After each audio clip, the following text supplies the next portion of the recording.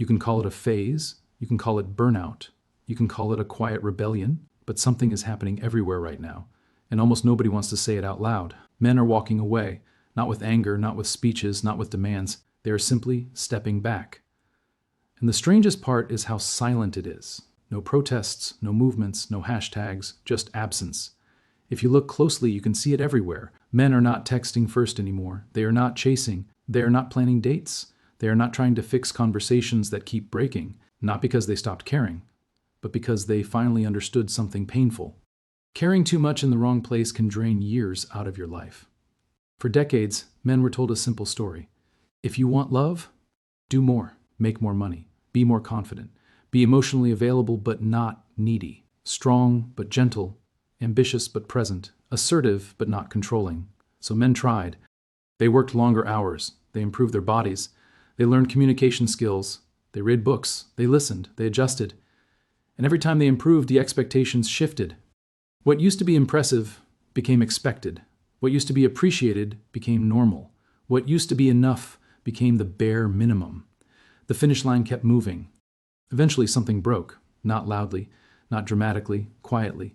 The same men who once dreamed of marriage and family now sit alone in quiet rooms, no arguments, no tension, no confusion, just silence. And here is the part people are afraid to admit. That silence feels better than modern love ever did. Because love, at least the version being sold today, started to feel like debt. A debt that never gets paid off. A man could give his time, his loyalty, his patience, his effort, his heart, and still be told he is not enough. Still be compared to someone richer, someone taller, someone more exciting, someone more mysterious. Comparison became constant. So men stopped playing. They stopped auditioning for roles they never applied for. They stopped chasing people who treated them as replaceable. And something unexpected happened. When they stopped chasing, they found clarity. When they stopped proving, they found strength. When they stopped dating, they found peace. Here is the truth nobody wants to say out loud. Men did not give up on dating. They gave up on trying to be chosen, because when every conversation feels like a test, the heart shuts down. When every relationship feels like a transaction, the soul pulls back. When every act of love feels like a performance, sincerity dies. This is not anger. This is realization.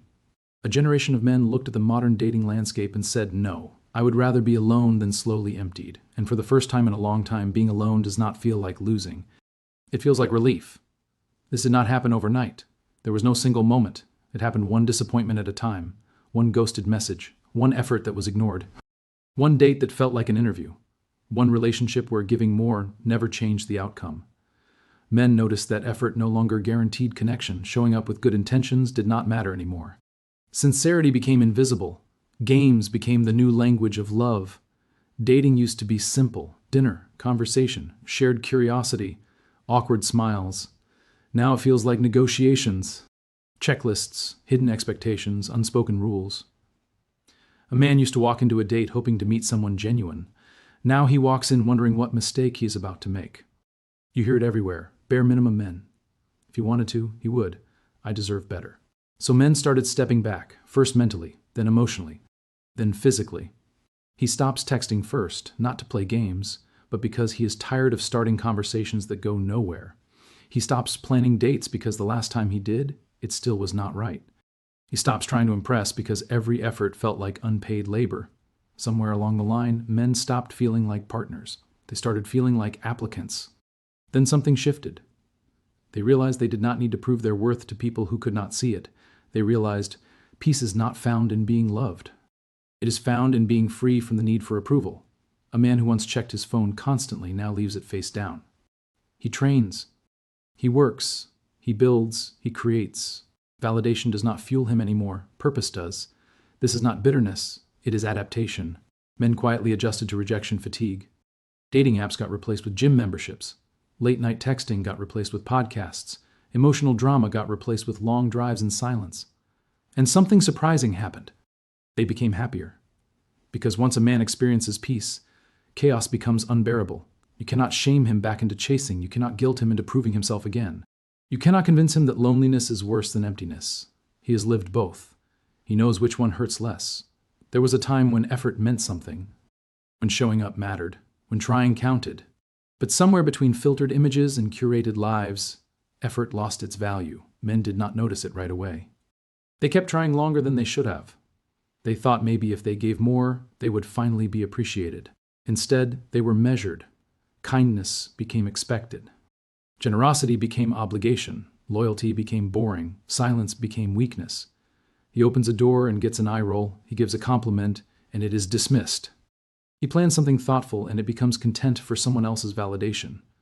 Men went from being providers to placeholders, useful until replaced, valuable until criticized. So they stopped offering effort where it was not respected. They learned something the hard way. Modern love often feels like a subscription. Pay consistently. Receive inconsistently. Cancel anytime. That pressure to perform, to impress, to always be right, does not destroy a man's pride, it destroys his spirit. Men are not complicated. They do not need endless praise. They do not need constant validation. They need to feel valued, not for what they provide, not for what they fix, but for who they are when no one is watching. When that disappears, men disappear too, quietly. You do not break a man by rejecting him. You break him by making his effort meaningless. So he stops calling, stops hoping, stops offering, not because he stopped loving, but because he got tired of proving he deserved to be loved back. Now you find those men in places where effort still matters, in the gym, in their work, in their craft, in their solitude. They pour energy into things that do not betray them, things that do not belittle them, things that do not shame them for trying. They learn something most people do not understand until it is too late. Peace is the real prize. When you give a man peace, he will move mountains. Take it away, and he will never return. Men did not stop believing in love. They stopped believing in systems that punish effort and reward indifference. They did not vanish, they withdrew. And in that withdrawal, they found dignity, control, and self-respect. They stopped trying to be chosen. They started choosing themselves. That is the quiet shift nobody wants to talk about. Not men becoming cold, men becoming aware,